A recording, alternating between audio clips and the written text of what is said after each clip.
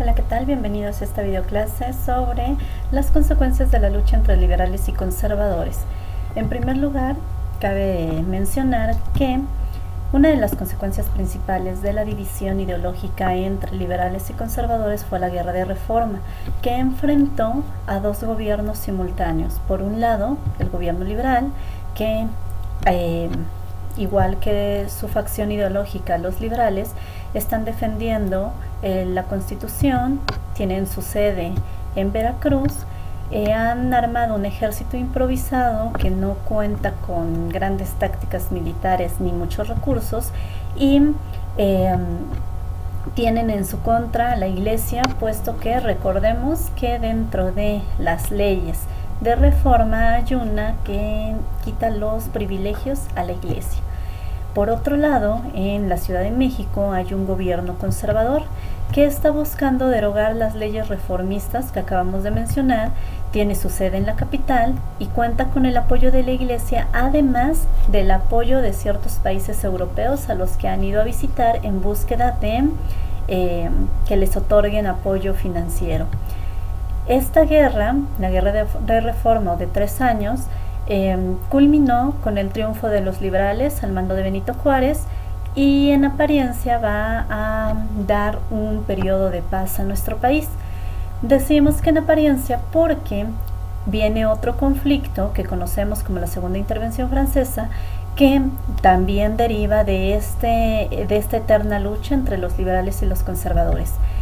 ¿Por qué se da? Porque el gobierno de Benito Juárez suspende el pago de la deuda pública con España, Inglaterra y Francia, lo que hace que estas tres potencias se unan y formen la alianza tripartita con la intención de exigir al gobierno mexicano que se le salde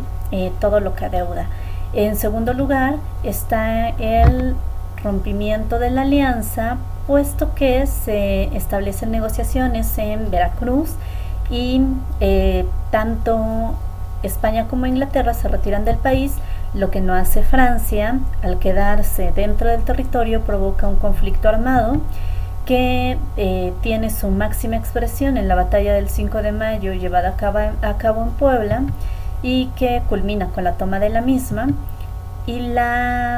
finalmente la llegada de los monarquistas mexicanos a un acuerdo con Francia. ¿Cuál fue ese acuerdo? El acuerdo fue el permitir la llegada de un príncipe extranjero a que gobierne nuestro país, pues consideraban que era mejor que un monarca extranjero, dada su experiencia en dicha forma de gobierno, estuviera en nuestro país y gobernara acorde a las características del centralismo. Para ello le ofrecen la corona de nuestro país a Maximiliano de Habsburgo, quien la acepta y llega a nuestro país, se establece en la Ciudad de México y, para sorpresa de los conservadores, resulta tener ideas liberales muy acordes a las que promulgaba en su momento Benito Juárez, lo que provoca pues cierto distanciamiento entre los centralistas mexicanos y el mismo Maximiliano. Además, tiene que enfrentar una constante lucha por parte de los liberales que continúan en resistencia, sobre todo en la parte norte del país, lo que va a hacer que el problema que enfrenta Maximiliano de resistencia civil se agrave es el retiro de las tropas francesas, que empiezan a ver como un gasto inútil el mantener todavía tropas en nuestro país, dado que Maximiliano ya ha asumido la corona. Ante esto empieza a entrar en crisis el gobierno, el Segundo Imperio Mexicano, y Maximiliano de Habsburgo busca ayuda en el Vaticano, quien se la niega, no quiere tener ninguna relación con el conflicto existente en México. Y esto, la